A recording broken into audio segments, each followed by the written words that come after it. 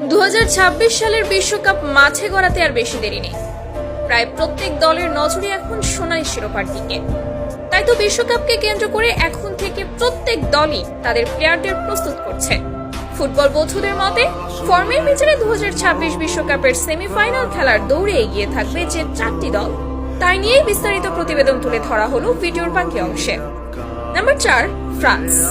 Form গুণের বিচারে 2026 বিশ্বকাপের সেমিফাইনাল খেলার সুযোগ রয়েছে দুইবারের চ্যাম্পিয়ন্স ও গেলবারের রানার্স আপদের। কোচ দিদিয়ের দেশমের অধীনে আবারও বিশ্বকাপ জিততে চাইবে এমবাপ্পে ডেম্বেলেরা।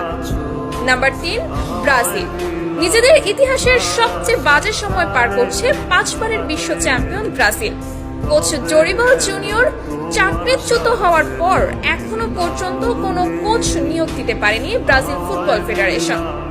কিন্তু সম্প্রতি বর্তমান সময়ের সেরা কোচ আনচেলত্তির ব্রাজিল দলকে কোচিং করানোর খবর যেন ব্রাজিলের আশার পালে হাওয়া দিচ্ছে। যথাসম্ভব 2026 বিশ্বকাপের আগেই ব্রাজিলের জাতীয় দলের দায়িত্ব নিতে যাচ্ছেন কার্লো আনচেলত্তি। Number 2, Spain. 2010 বিশ্বকাপের পর নিজেদের সেরা ছন্দে রয়েছে স্পেন।